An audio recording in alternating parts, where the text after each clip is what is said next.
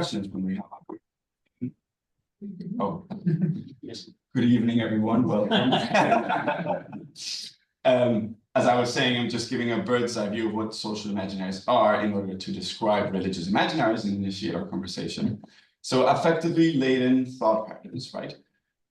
I can have a conversation with you about a political theory, about a stance in peace building, right? And we might look at the theory in front of us and assume that it's an abstract thing.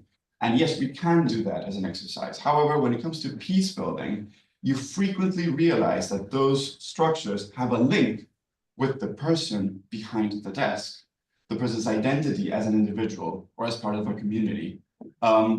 The social practices that those ideas are structuring all come into the table. And so you need to take them into account. But then you can imagine the discussion then is in terms of, should I look at these ideas? Should I look at the person behind them? Should I try to articulate both? When you talk about imaginaries, cosmovisions, opinions, all of those different words have a philosophical background and highlight a specific angle of the discussion. My suggestion is, let's talk about imaginaries, social imaginaries, for two reasons. One, it broadens the palette of tools that we have at hand in order to have a richer, again, broader conversation, because we're not only talking about concepts and ideas, but also, again, the emotions that are behind them and the link with the person that's in charge of those imaginaries or who's speaking. The other very important idea is if we understand that these structures are, in a sense, the result of our imagination, i.e. of our own concepts and our own mental structures, it provides a certain degree of agency, which is very interesting in politics and in peace building. In other words, if this lens through which I'm seeing the world is somehow the result of my own decisions, it immediately makes me think that there is some sort of contingency, that they're not necessary, that they can change. The key there is the door for adaptation, for change is open. And that's vital, again, in peace building and conflict resolution. So those are two big reasons why I believe speaking in terms of imaginaries is vital. Let's talk about metaphors. I've been using lens, right? The lens through which I see the world. If we talk about an imaginary, it means that I'm taking my lenses off. And for the first time, I'm taking the risk of looking at them, visualizing them, right? I hadn't noticed that I was looking at the world through this lens, or I wasn't aware that I was looking out into the world through this window, right? The next exercise that comes to mind is, well, is it a good lens? Is it worth looking at the world through that specific window? Does it serve its purpose or not? These glasses might be not very clean. That or the window over there might be cracked. And sometimes those cracks are the result of bullets.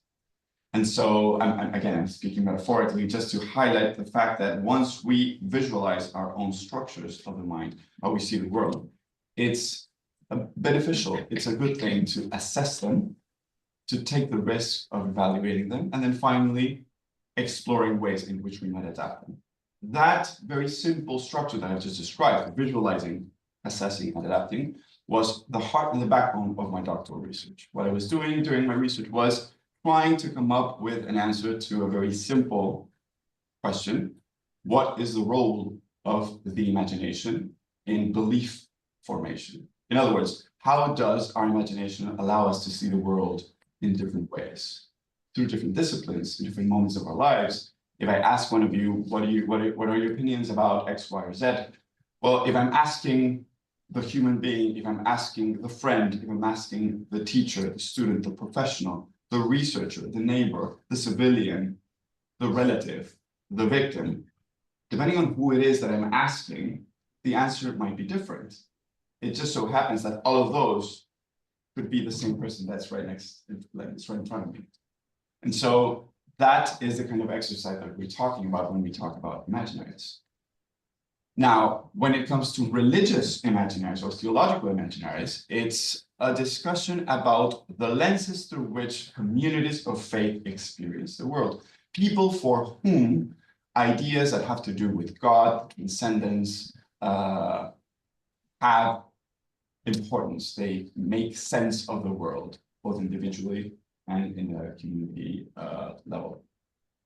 What I did was I basically took my ideas of how imaginaries form and transformed and used it again as a lens through which I read the report that the Truth Commission wrote in Colombia. We had a transitional justice process, a peace agreement that was signed, a transitional justice that was deployed as a result of that. And one of the things that happened was there was a Truth Commission and a report that was rendered because of that. Dr. Rojas will be able to give you a broader sense of what I'm talking about. But my point is, I found a text that was relevant for the political scene, for the peace building scene and efforts in Colombia. And I thought, what I'm going to do is look at this text, try to analyze what imaginaries are, because there was a constant reference when the text was talking about transforming culture. It said stuff like, we need to transform these damaging imaginaries. We need to overcome colonizing imaginaries, or these imaginaries that we have in terms of security.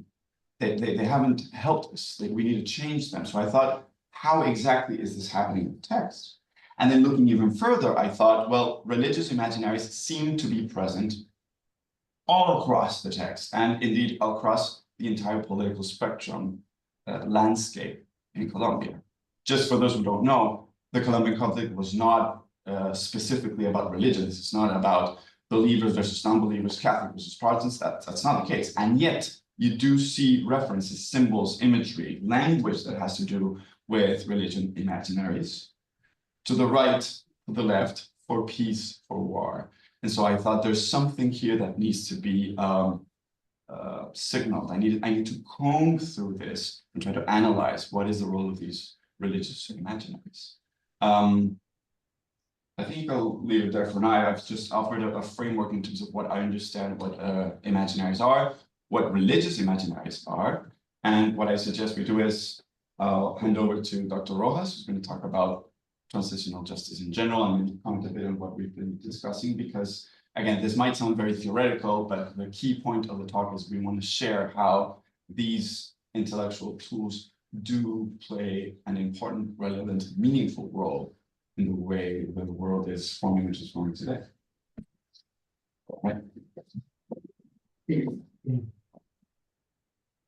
Well, sure, and thank you to our colleagues in Blackfriars. For me, it's the first time here at Oxford, so it's quite a privilege, quite an honor, and I got lost. 20 minutes going around, and I almost stayed in the class. Is that the class? Yeah, I felt like I was on. So yeah, it's so interesting for me to go back to philosophy, which is my undergrad. I did it on that, and I also studied Spanish literature. But I then end up doing law, that's my PhD, and doing peace building. So it seems like philosophy, like kind of, I left it behind, but when I speak to Eduardo, I realized not at all. I mean, what we do is to try and imagine new ways of understanding humanity, and even understanding that humanity is in what you can consider in your imaginaries, in your narratives, as an enemy. I started in transitional justice, which is not the same as peace building. Transitional justice seems to be more like a toolkit. It's actually an industry. If you want a critical perspective, it's a quite neoliberal way of telling global South countries just to figure out what to do in order to enter the global markets. And in order to do that, they say, do a tribunal, do a truth commission, some reparation, some institutional changes, and then magically you have democracy and you have reconciliation. What we have learned is that that doesn't happen at all. It hasn't happened in Colombia. I would dare to say anywhere in which they have tried transitional justice, that's the outcome. Now, should we get pessimistic and completely critical about it? I wouldn't go that far. There's elements of transitional justice that are still interesting and that is worth analyzing and trying to implement, because this might be obvious, but peace is not about agreements. Peace is about the implementation of those agreements, and that's what we're learning in Colombia. So just to go in general from the transitional justice model that we embraced in Colombia, which is a model that was kind of created in Colombia, but together with the work of the United Nations in general. And then to explain a little bit what's going on right now after the 2016 peace agreement, and then to comment on a philosophical approach to what's going on right now.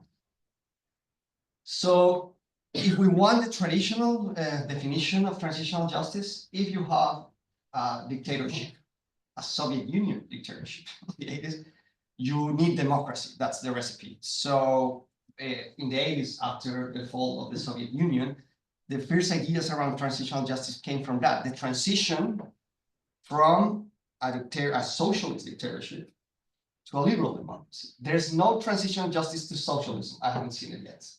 And that tells you a lot about the political economy behind transitional justice. Actually, as an industry that has been sold first in Argentina, in the southern corner of South America, talking about impunity and crimes committed by the state against a portion of the population, transitional justice was envisioned as a way of accountability. So punitivism was a key part of transitional justice at the beginning. Actually, restorative justice came much later in transitional justice. So when you talk about the transitional justice of Argentina, for example, is a vertical one. It's the state against helpless population, students that were called communists. But then in Africa, we saw other examples in the 90s, after the genocide in Rwanda, when they were trying to figure out what to do with the apartheid in South Africa, which seems to be more horizontal in a way, kind of citizens fighting each other, civil wars that happen as well in Central America, in El Salvador, Guatemala. So then we experience an idea of accountability, let's say another imaginary of accountability that wasn't related to punishing those who have power, but punishing those who laid arms against power. And then by having those arms, they committed serious crimes. So these cases try to adapt transitional justice to ways in which reconciliation was also the end, not only accountability, ways in which you could repair victims. And victims started to be important in transitional justice later on in the 90s. So in Colombia, after 6 decades of conflict, in 2011, we created a law called the Victims Law. It's the most ambitious law created by any country in the world. And I would say this a lot from Colombia. Colombians, we think that we are the first to create a lot of stuff relating to violence, sadly. Not only Pablo Escobar, but also these kind of strategies to overcome those kinds of violence. So we created that law to say the state is responsible for the reparation of all these victims, 4 million victims back then, one by one, with money and land. Sounded beautiful, impossible to implement. Then, in 2016, we tried a new peace agreement with a Marxist guerrilla, FARC. What was groundbreaking about that peace agreement was point 5 of 6 points. 5 was about victims and the idea that the parties couldn't exchange impunities. That's how they call it.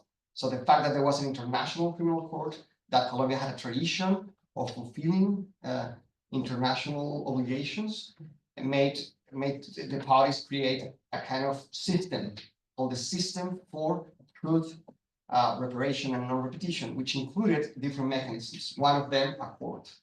And that court had a problem in design from the beginning, and it was nobody wanted to go to jail.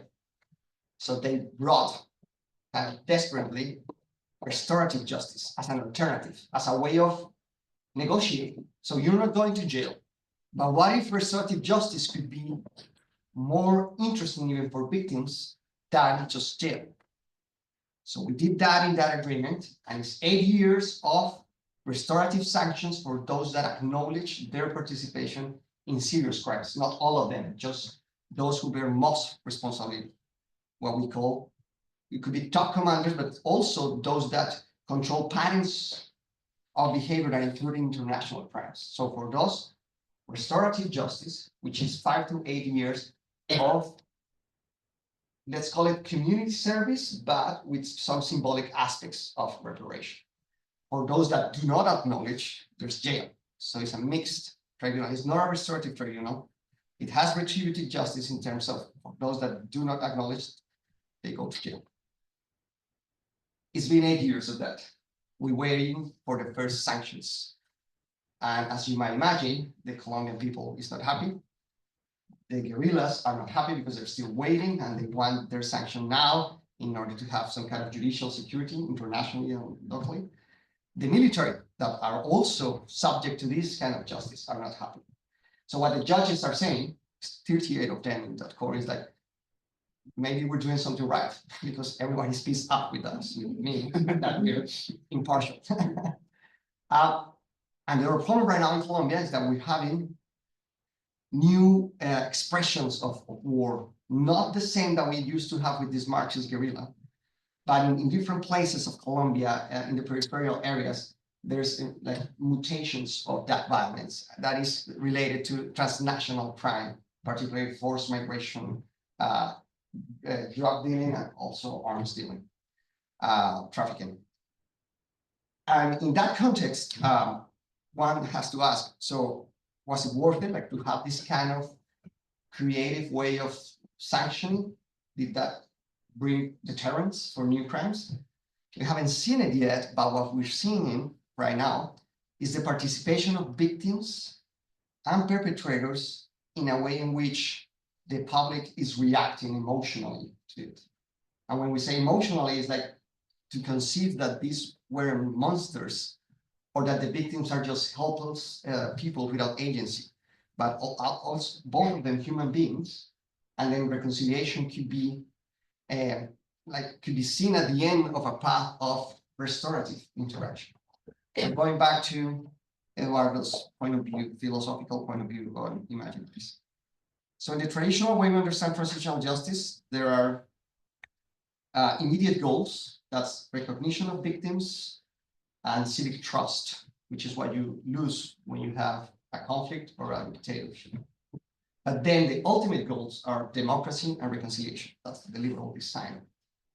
What we're seeing right now, it might not be to get to that civic trust or that reconciliation as the ultimate goal, but to understand that what drove people to this conflict came from something larger in our country, in a Catholic country, a country that believes in forgiveness as a main value, ethical value.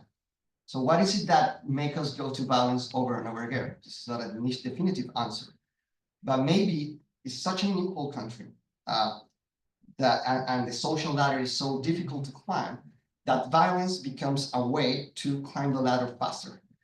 And by doing that, you need to get rid of whoever gets in the way by saying it's not human, to creating an imaginary around that person. And we kind of select who is that person that shouldn't be human. In David Hume's point of view, will be to get the object of the passion as far away as possible in order to deny its humanity, to block the natural mechanism of empathy. And we just change whoever is in the other side. I think this is important to think in the very, very troublesome times that we're living right now. And I'm going to finish with this. So we think about Gaza and President Donald Trump saying, you don't have the cards, saying that to a President Zelensky, to play this game. So how far away is, or how his imagination has created the idea of Ukrainians and Palestinians, that is just a game of cards for him to say, you know what, I'm just gonna build this resort in Gaza and that will just finish the whole thing. So it's a reduction. It's a reduction that makes multilateralism, it is in crisis because of this, international law, of course, and with that, transitional justice.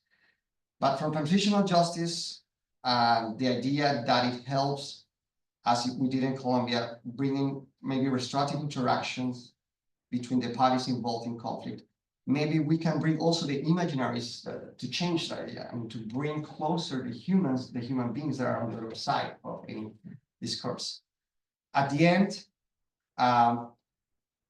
maybe we could use the case of Colombia just to say, look, we have tried, it's not enough, but what we're seeing right now is that if we embrace the idea that a person couldn't be judged by the worst thing that he or she have done, and that you believe they can transform, maybe there's peace on the other side of it.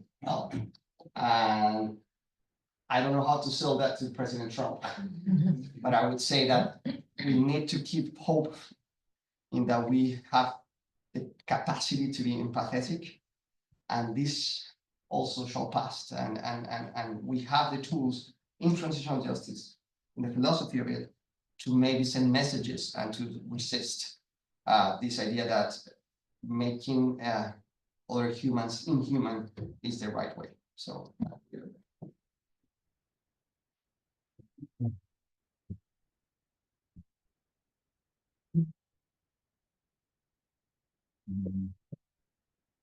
Father Richard, if we stay here, can you still hear us, or should we move there? I can just about hear you there.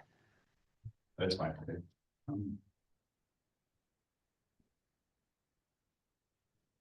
So this is not a debate. It's not like we're discussing each other, but I just wanted to comment on what Dr. Ross just said.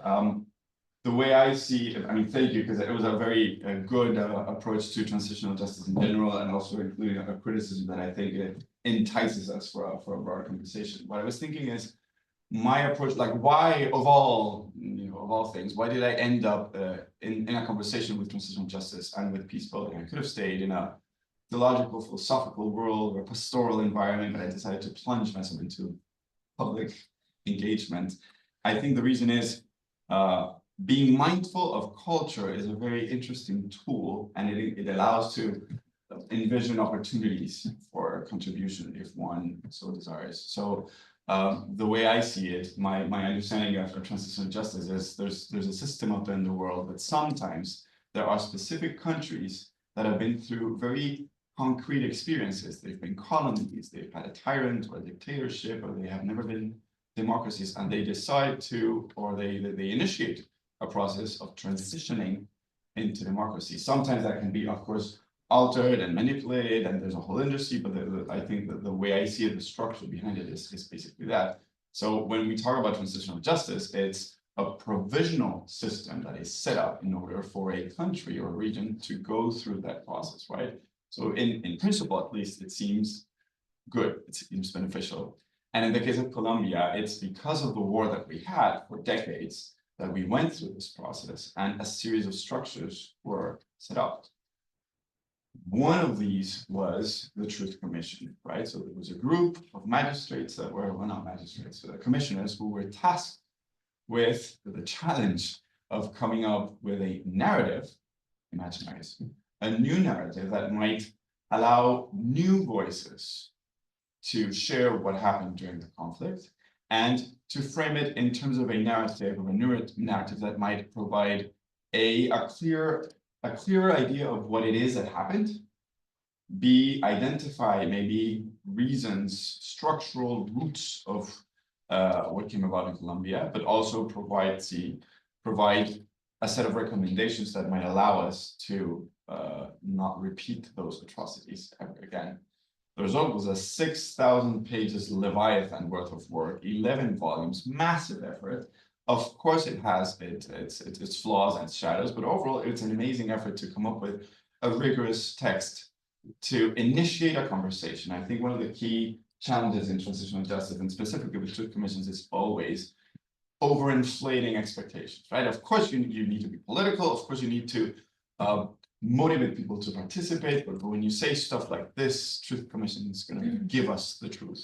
This transitional justice is going to provide all the answers.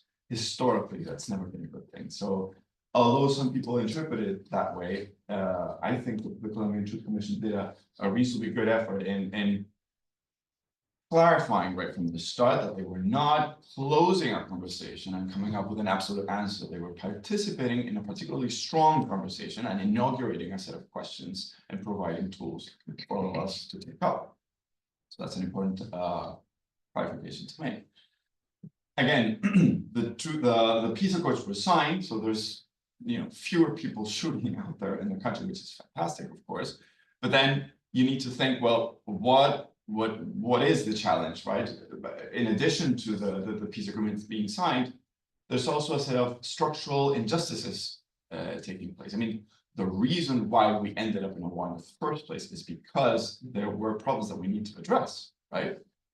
And then going even further, the other question that you can ask is, what are those ideas or cultural structures that enabled such a war to initiate and to be prolonged throughout to decades? It was the longest ongoing conflict in the entire continent of the Americas. This is absurd. And like Gabriel was saying, well, this is a Christian country, mostly Catholic. Where were believers? Where was the church? Where was the gospel? Where was this call for truth and forgiveness? What role did they play, or did they not play? Right. That's sort of the niche, the place where I decided to contribute, and this is why I'm here. We could talk about findings and thesis, and it is interesting in itself. But I've already shared this in this space, and I think Father Richard is tired of hearing that story.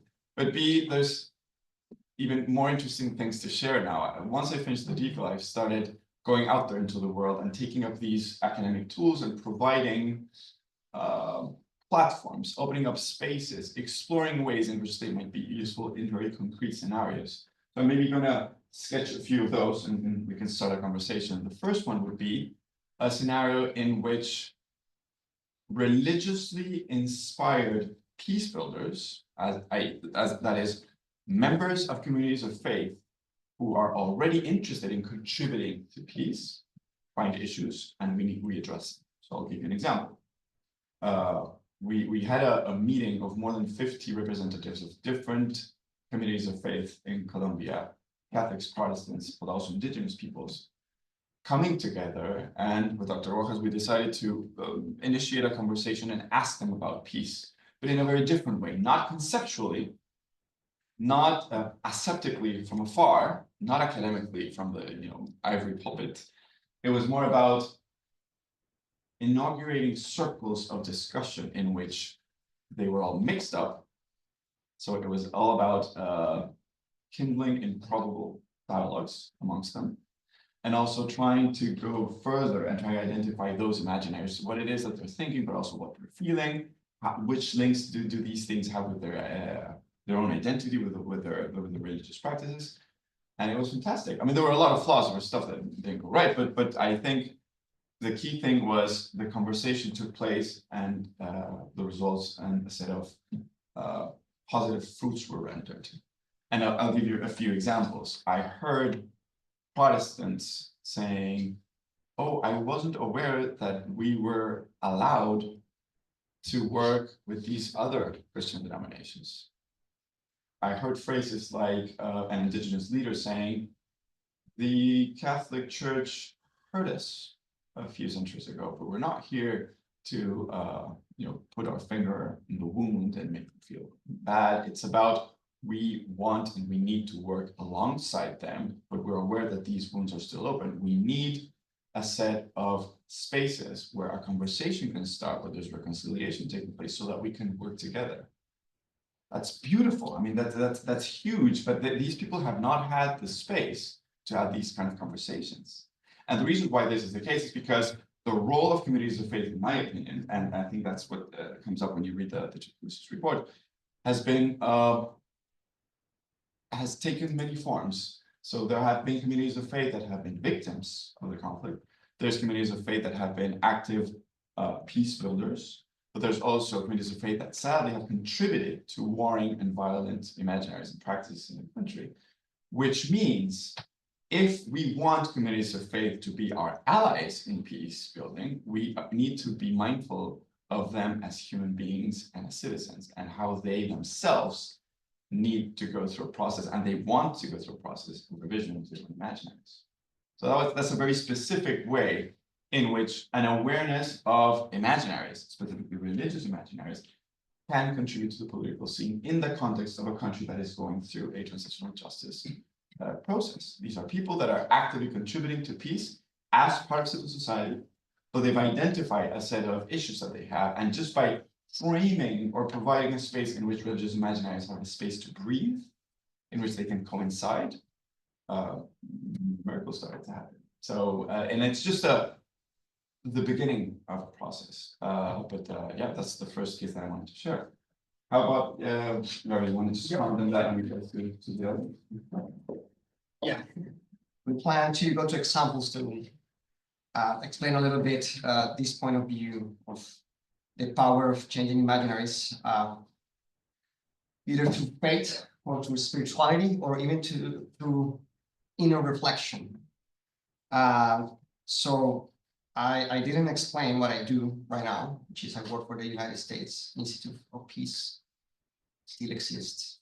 Maybe for the next couple of weeks. We're resisting. The United States Institute of Peace is an independent, bipartisan institute, but it is funded by federal money. This means that the executive power doesn't have any, it doesn't supposed to have any like influence on us. Right now, there is an executive order saying that we should shrink to the latest. They kind of order that like legally, but you know, we're in this position right now. I'm explaining this because in Colombia, we have an office with 3 different pillars of action. The first one is helping negotiations. So right now there's negotiations with these new groups I was telling you about. So we kind of advise the government to have good negotiation practices. Then intelligence and security are 2 issues that kind of make the conflict longer in Colombia, but also to reform that could be a way of stopping what's going right now in terms of how the government should keep peace and security going together, or how the government should have some kind of reforms in order to have human rights in the security agenda, but also in the intelligence community. So we have another pillar of that. And the one that I direct is restorative justice. In that one, we support the Special Jurisdiction for Peace, which is the court created by the 2016 Peace Accord with the FARC guerrillas. And also all of the mechanisms like the Truth Commission that finished its work 2 years ago. There's another mechanism created in that agreement, which is the unit to search for the missing persons. So we kind of advise and support them. So in that work, what we did, and the reason why I'm here, is that we brought 12 magistrates to the UK. And it's 10,000 kilometers away from Colombia, because we wanted to help them make decisions together. And you could say, well, why 10,000 kilometers? Why going to North England, to Cambria, the Rose Castle is called a beautiful place. There's now a center of peace led by the Rose Castle Foundation. Why we decided to do that? Because we understood that doing this work is not only about the correct interpretation of the law or the correct institutional mechanism, but the people that are frontline peace builders, and judges, the magistrates, are frontline peace builders. And in this case, because they are dealing with so much pain, they're trying to explain and name the harm done to millions of people, 10 million victims of the armed conflict in Colombia, most of them forced displacement. Almost 400,000 people got killed. We're talking about, and this is the highest rate in the world of forced disappearance, around 100,000. So this is massive, and within those crimes, many more happen as well. So imagine doing that work for 7 years, trying to judge, and then to say, no, it's restorative as well. You have to mediate, you have to do public hearings, you have to listen, you have to process, then you have to indict, and you have to put a sentence. So we realized that what was going on in terms of the lack of sentences, we haven't had the first yet, but it's only 7 years. If you compare to international and hybrid tribunals, it's not that bad. But anyway, in Colombia, they're asking for those sentences right now, but they couldn't talk to each other. It was just because, well, we have three hypotheses: the pressure of being a transitional justice mechanism. I mean, the people are saying you need to solve this in 10 years. By this, I mean 60 years of armed conflict violence.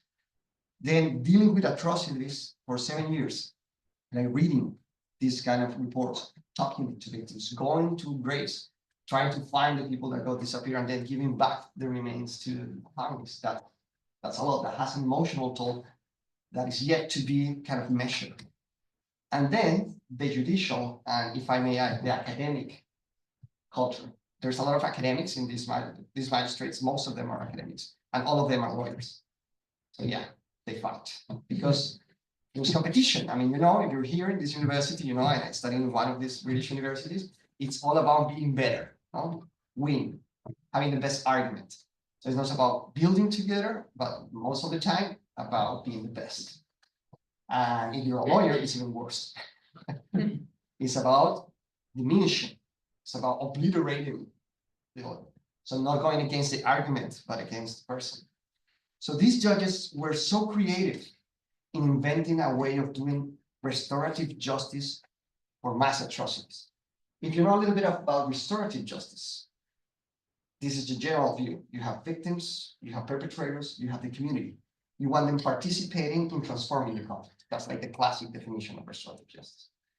So it seems like it's person by person, like any individual or a small community. What these magistrates in Colombia are trying to do is doing it with millions of victims, thousands of perpetrators, hundreds of communities. So how do you do that?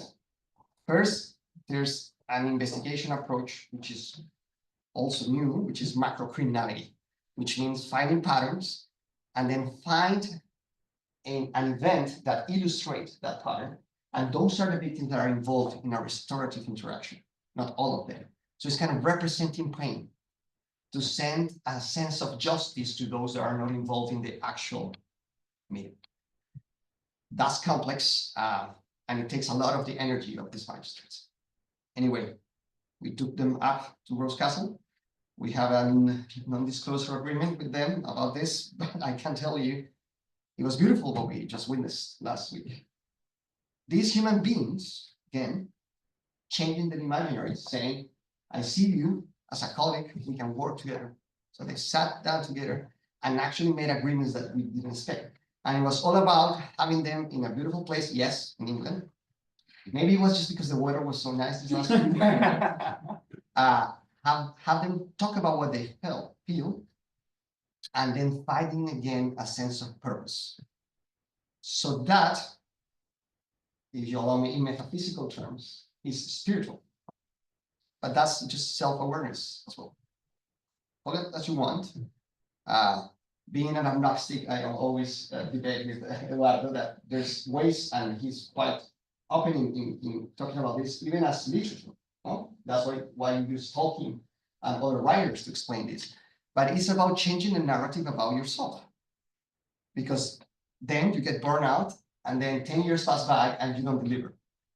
So the idea of delivering sentences for gross human rights violations for these judges is not about how well they interpret the Rome Statute of the International Criminal Court and the elements of crime, but about understanding that they are peace builders. Frontline, you're there with the victims. That's why they involve restorative justice. And if they see themselves like that, they take care of themselves. They create habits in order to lament, for example, to name the horrors that they've seen and they're feeling, to forgive themselves as well, to kind of has hospitality for those that are there. And I'm naming here the 12 habits of the reconciler that the Rose Castle Foundation taught us. So just another example that what we're learning is, and it will be great if some of you want to keep working on transitional justice and make it more interesting, not to repeat what we've been saying for the last 20 years. What about if in the design of any transitional justice model, you include taking care of those that are going to work in the mechanisms as the main goal? If you go to any truth commission around the world, they all collapse because of the egos of the people that were involved and because of the pressure and because they were dealing with atrocities. So if you do that from the beginning, maybe it will be faster and easier. So that's a couple of examples now.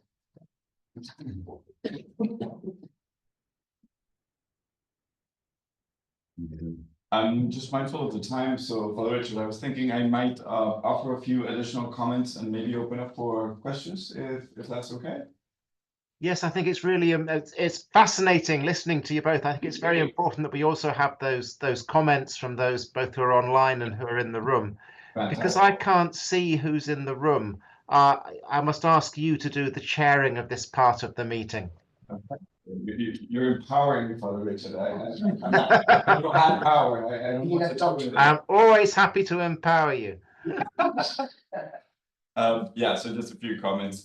Thank you, Agartha, for what you were just sharing. I think, again, we've just shared a few examples because again, what I was saying at the beginning might sound a bit theoretical and abstract, but then when you listen to what we've been doing, it maybe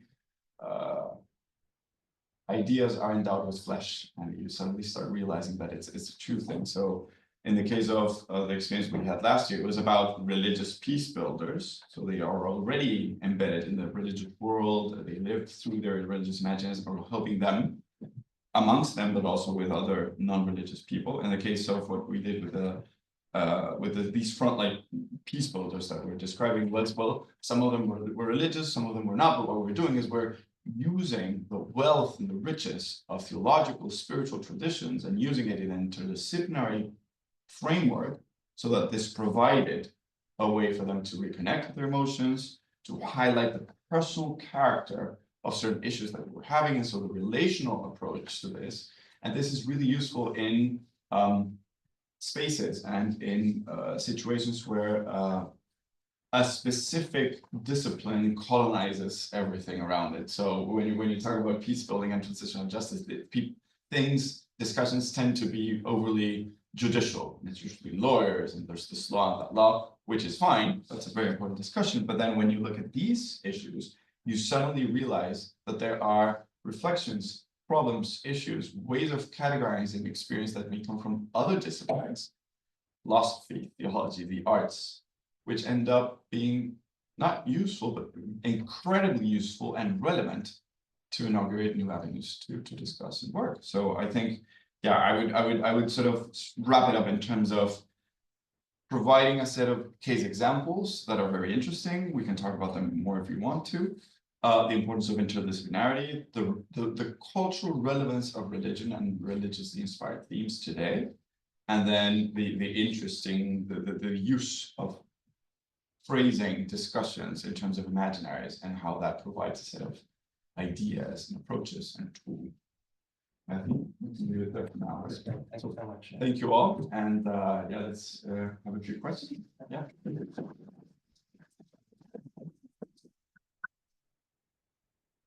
Father Richard has empowered me, so I'm a bit scared, but I'm kidding.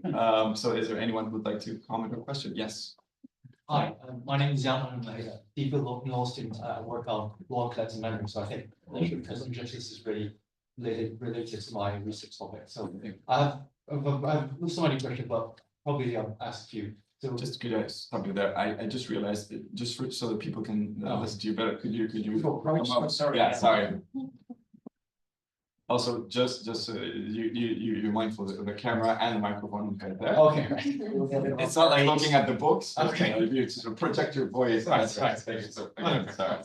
So I think my first question would be quite a factual one. So I'm really interested in the Colombian case.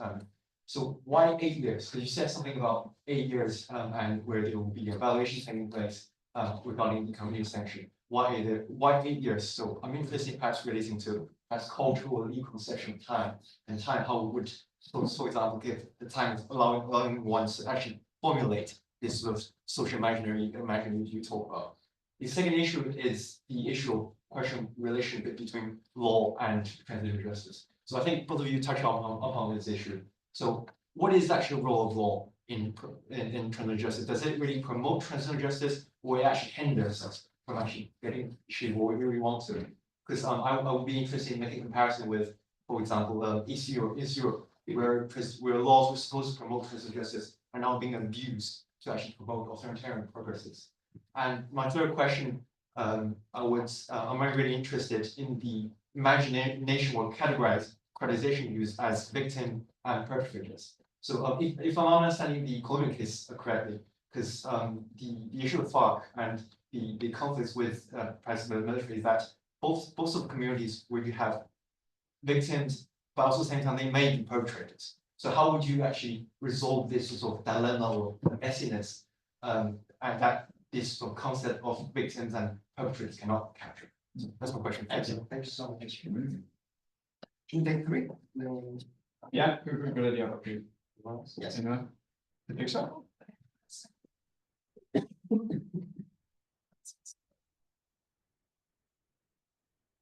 First of all, thank you so much for a fantastic presentation. I'm also a DFA lawyer, so I don't know why there's too many lawyers here in the room. And I also work on human rights and particularly on torture. So my question to both of you is the issue of amnesty. And I would love to hear more about amnesty, obviously in the transitional justice toolkit, in the legal sense, but also in more of the interdisciplinary sense of approaching it, and how valuable / not valuable has it been in the Colombian context?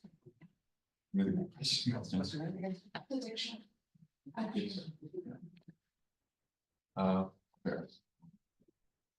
And your name, sorry? Yeah. Yeah.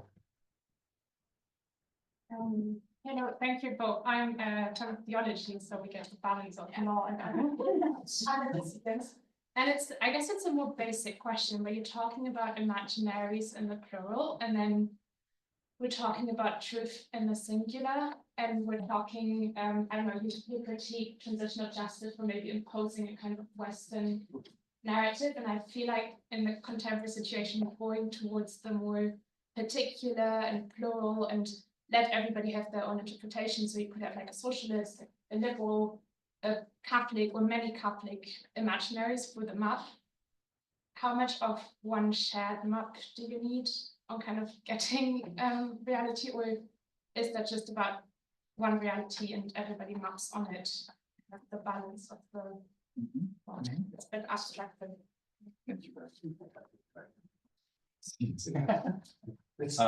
We have three. Is there anyone? We can leave it there and maybe. Yeah. Move on. Yes. Oh, Nice. Start with you. Okay, thank you so much. So, Jan, it seems kind of arbitrary to have 8 years of sanction, but the first model of transitional justice that was actually named as a transitional justice law was the Justice and Peace Law. There was a process of demobilization of paramilitary groups during the government of Alba Uribe. This is 2002 to 2010. The first version of that law was complete amnesty. But then civil society, human rights organizations, and international communities said that's impossible. The Rome Statute of International Criminal Court was just signed by Colombia, so you need to put some kind of punishment, jail. So since these paramilitary groups were so close to the government, we know that now because of many judicial decisions, that was the less that they can get to. So it's negotiation. I mean, to answer your question, it's to get a feeling of justice from a punitive perspective. 8 years seem to be the less, but we're talking about international crimes, serious human rights violations. So nobody was happy about that. But we already had that experience when we negotiated a 2016 peace accord. So it has to be, it couldn't be less than that, but it's 5 to 8, depending on the seriousness of the crime. In any sense, or I mean, it's impossible to say that the public or victims are happy with that number. So yeah, your question is also for me like, I already embraced the idea of 5 to 8 in kind of a law perspective, like that's what it is, and they playing with that time. Look at the problems that they have right now. This, for example, the ones that left the FARC is 7 of them, the last like body of commanders, and they're involved in the 11 macro cases that the head has. When I say macro cases, it could be a situation in a geographic space or a crime that expanded throughout the country, but they're included in all of them. So let's say the judge on the first case, which is about kidnapping, says 8 years of a restorative project in the south of Colombia. Then they don't have anything left. They cannot put another 8 years, just 8 in total for whatever they did. So that's a big discussion. They should wait for all of the macro cases to end and then put a single sanction for all of it. Or maybe, and this might be the way they go, projects. So they say, this is the first project, be attentive, we're gonna send you to more projects from a reparation point of view. So just to tackle the idea of how arbitrary 8 years is, projects, restorative projects with restorative content, which is participation of the parties, and with some kind of reparation that could be symbolic also and collective, that might be the way not to just say the years, but yeah, it's just what we have right now. Now, the victim versus perpetrator dichotomy. Case number 7 is about post-recruitment. All of the perpetrators indicted in that case are also victims of post-recruitment. And the key of this model is to have victims in the center. So if they're in the center, these perpetrators, they should be treated also with the same measures that you treat the other victims. That's not happening. It's like they lost the condition of victims as they become perpetrators. Now we know in international law, this is the case of Oliver, no? That he tried to say, you should, in the International Criminal Court, you shouldn't give me the same treatment as anyone because I was a victim as well. They say, no, there's nothing to do. In a restorative perspective, you shouldn't do that because you are what you are because of the trauma that you experience, because of the pain that you suffer. So they're struggling to keep the center in victims, but since the perpetrators are victims as well, that requires a lot of creativity, like to give them back, but also ask them something. Again, the restorative project could address that. Like put them to do something that is also good for them in a way of reintegration and also like healing, but to bring that to the community as well. Now, amnesty and it's fundamental in Colombia. We have a long tradition of amnesty that is completely connected to a long tradition of stigmatizing anyone who fights the government. So this is a process in the last 100 years. There's a group that says, this government is unjust, let's fight it. Oh, you're guerrilla, you're terrorist, whatever tag you want to put them. When they say they're a group, an illegal armed group, like to stigmatize, that later on serves to say, okay, you can get an amnesty because you were in a conflict, in a non-international conflict, for example, in international humanitarian law. So every time someone gets stigmatized, then it tries to get political, or from the beginning it was political, the fight, in order to get an amnesty later. The failure of all of our peace agreements, some said that is more than 60 in Colombia, is just this demobilization at the end. And that was so good about the 2016 one, it was structural. That's what the Kroc Institute from the Notre Dame University in the United States is saying, is the most structural one. Again, try to implement that, it's a problem, but the idea was not just only to demobilize all these people, but also to like change the conditions, the structural conditions that created the conflict. Anyway, according to the Geneva Convention, Protocol 2nd of the Geneva Convention, when you have a non-international conflict and you have peace, you have to give the most, or you have to try and give amnesties the most you can. I mean, that's what it says in the protocol. So in Colombia, we embrace that idea, and there's 2 chambers just devoted to that. For the guerrilla members that stood against the state, they have amnesties, and if there are crimes connected to rebellion, they get pardoned.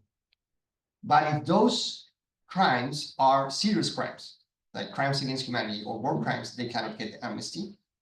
And they go to another chamber, the one that put the sanctions, whether if they acknowledge restorative, and if they not, they go to jail if they after a trial and if they're found guilty. Now, for the military, they weren't fighting against the government, but they did stuff against the people that was serious crimes. For example, what we call false positives in Colombia, which is kidnapping a young kid, then kill him and make him appear as a guerrilla member in order to just contribute to the body count policy. We know that because of the So in that case, you cannot give an amnesty because no, it's not a crime against the state. That makes sense. In Colombia, we have this idea that it has to be political in order to be an amnesty. So there's another figure which is in criminal terms the same, which is to renounce criminal persecution. So that's what the army is getting. So we have these two kind of pipes to get rid of all of that pressure in terms of criminal investigation, to just keep the most responsible ones, the ones that committed the most serious crimes. And just to finish, the problem there is that victims are asking, the ones that are victims of the lower commander, I want to know the truth. And under that pressure, the HEP is also, when I say the HEP is the Special Jurisdiction for Peace in Spanish, the HEP is kind of perverting the model. Instead of going for the most serious, the most representative, those that bear most responsibility, they're going down. If they keep doing that, they're going to collapse. And that's part of the discussions that they have right now. And I will leave the imaginaries people. We're almost out of time. I just wonder, it's quite important. There are some comments from Carol and Scott. It would be great if we could include. Could we ask them to unmute themselves and just to make their comments, and again get reaction from the two of you? Is that okay? Yeah, Father, just to confirm, we still have 20 minutes to go, am I right? Just making sure that we're okay with time. Yeah. Okay, great. Yeah. I mean, I was thinking of commenting a few things here, but also Jan Angus could read a few questions. But if there's people in the like online that you can just unmute, that also works. Yes, definitely.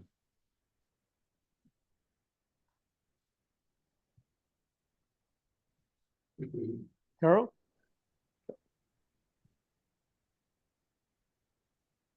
Hi, I just wanted to say thank you for your discussion. I was particularly interested in your idea of the emotional content of structures, and that's why my question, I referenced ethos, and my question was actually, do theological ideas have been used to support conflict and end conflict?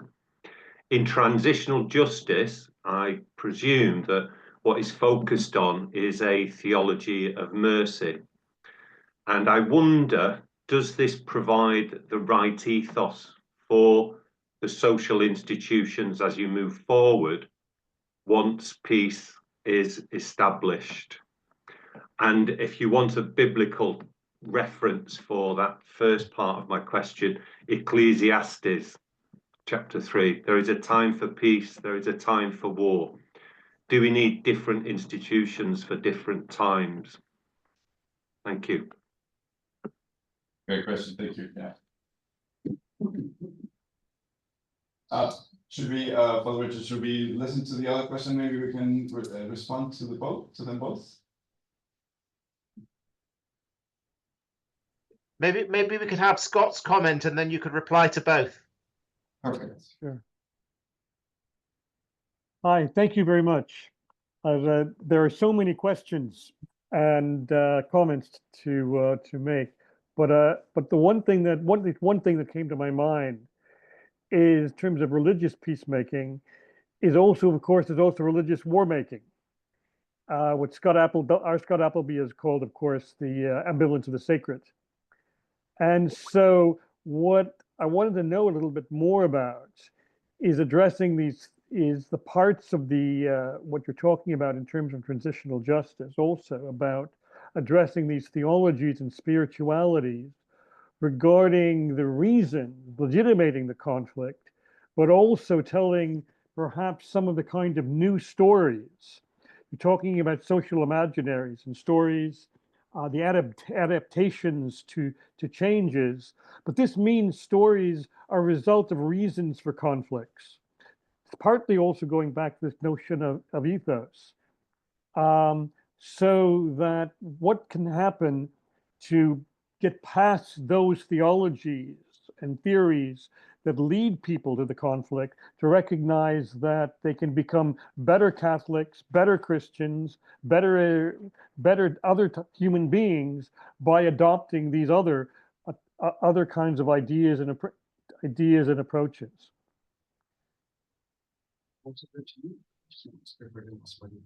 narrative. Right, thank you both for those questions, and thank you, Jon Teixeira, for yours as well. Yeah, I don't have time to cover all of that, but maybe I'll just take up Carol's and Scott's questions, and maybe then we can talk once we're done with those that are here in person. You've both phrased both Carol and Scott, I mean, you both phrased your questions in terms of theology, and I like that. And yes, I do agree with what you've mentioned, Scott, about Scott Appleby and about the ambivalence of the sacred. It's definitely true everywhere, but also in the case of Colombia. I mean, we've had, like I said, communities of faith who have actively contributed to peace, but certainly some narratives that have also contributed to war and conflict, and communities of faith that have been victims. So it's all over the place. And the real question is, well, then how do we grapple with this strange, odd, complex, messy, using Jung's expression, phenomenon, and how do we move forward? I think you were asking about theology of mercy, and is it the right ethos or not, Carol? I think that it could be. I think it is an option.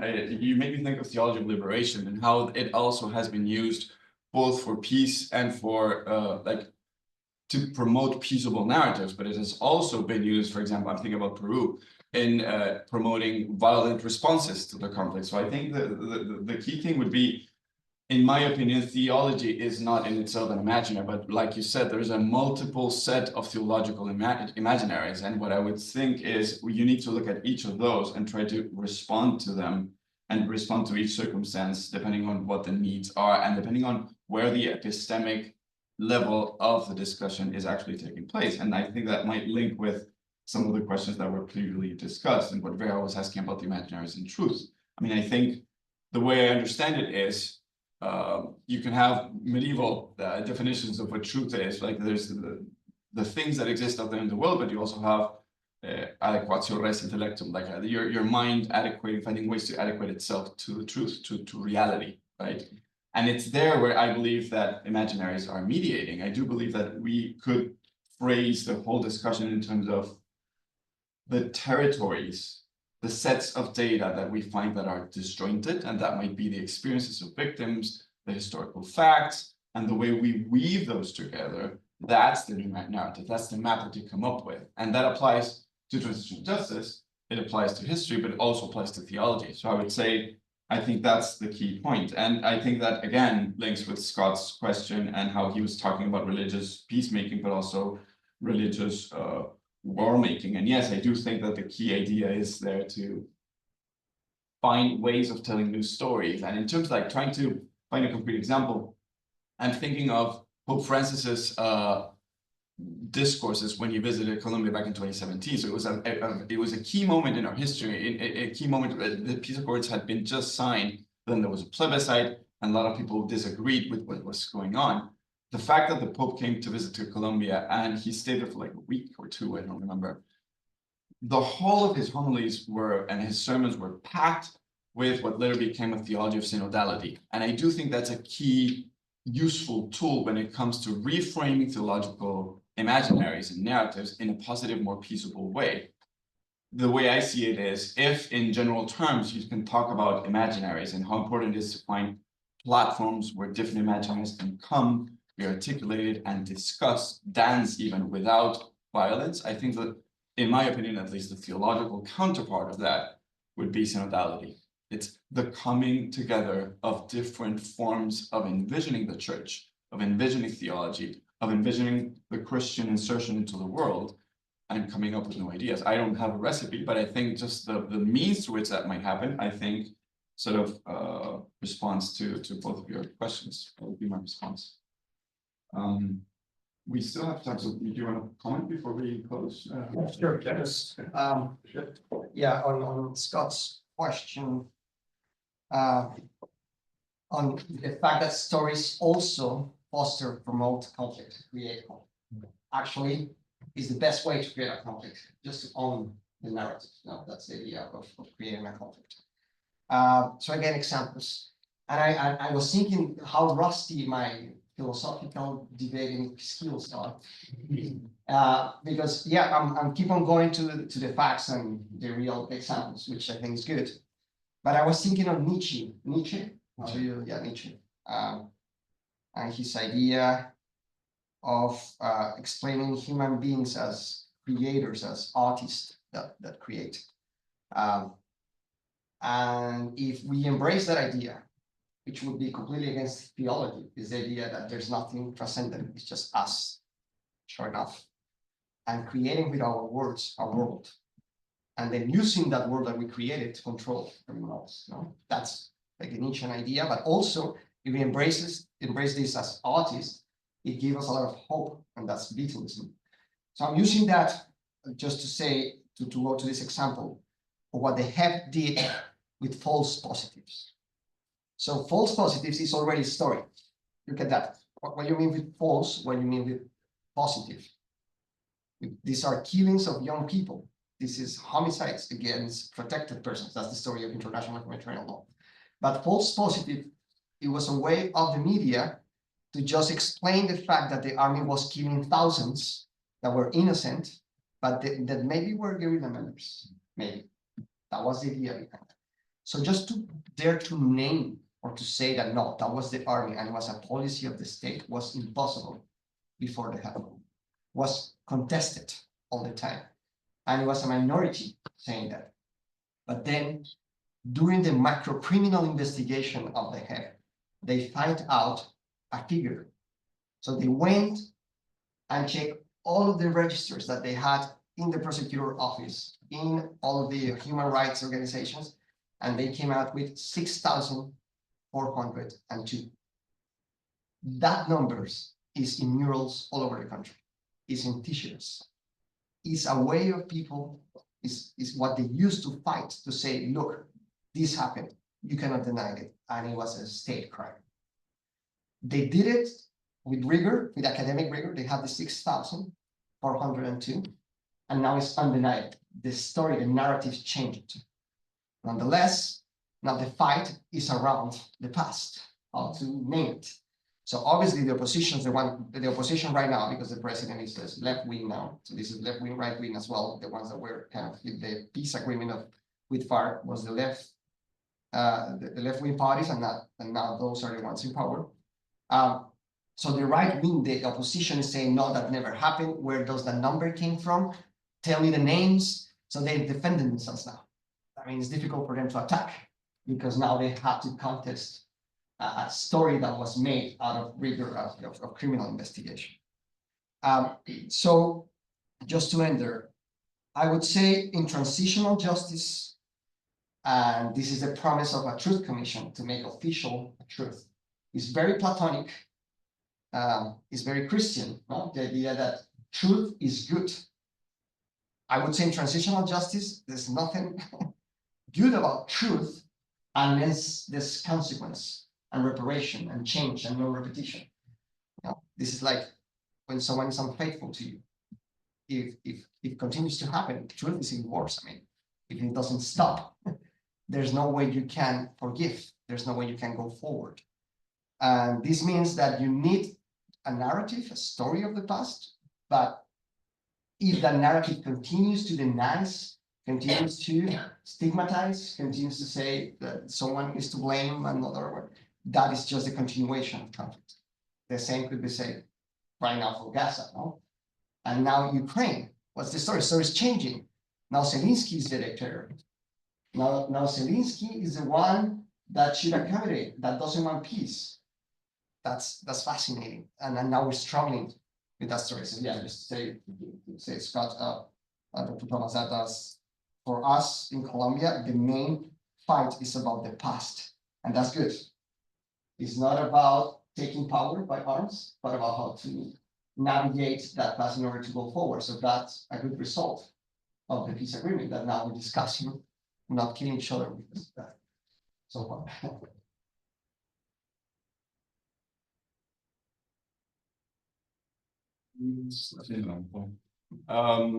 Father Richard, would you like to comment on what we've been discussing, or are there any further questions before we come to a close? I just want to express my thanks to you both in terms of the richness of the presentation and for leading us in the conversation. And I found it very helpful. if there are any final comments from people in the room, obviously we should include those before we wrap up. But I can't see. Yeah, but I can ask, or John Angus, you've been looking at the list. Is there anyone like? Okay, no comments there. Does anyone want to comment one final word? Just very briefly, I would only add that I think this is a fascinating topic. I mean, it's been as someone who's closing a circle in academic life and inaugurating a new one. It's been a struggle to find a way in which, again, intellectual endeavors have an active response and a contribution to the real world out there. And for many reasons, I've been motivated to find that. And it's been wonderful to find places. It's been wonderful to be able to share ideas, to bounce them with other people, and suddenly realize that everything that I was looking at, doing research and studying, somehow finds a place and finds resonance. And so this is just a way of encouraging students and scholars out there, also reminding everyone that peace worldwide, in Colombia in particular, but the world in general, is a worthwhile cause, and we need all hands on deck. And so if someone is there doing politics, economics, peace building, but also the artists, the theologians, the humanists, teachers, everyone needs to contribute. And I mean, I'm guessing every generation says the same thing, that we're living in tough times. I mean, think about the Second World War, but we are living through tough times. And I would say we need to be realists, but then deep down, if we're realists, we'll find those reasons for hope. I was walking around Malvern College this morning with my family, and we came across this beautiful poem written by C.S. Lewis around Addison's Walk. And it's a very simple poem talking about a bird and how listening to a bird sing can kindle hope, even if you're surrounded by the cold and the snow and the winter. It's a reminder of better times to come. And that's not naive. It's an encouraging thought that I wanted to share with you. So, yeah, thank you all. Thank you very much. Thank you both very much indeed. And I very much hope this won't be the last time that you're speaking to us at Blackfriars. It'd be very good to welcome you back on future occasions, and of course to keep the connection. It's really valuable. I hope people there are able to express their thanks with a round of applause. I don't know if I can do that across the internet.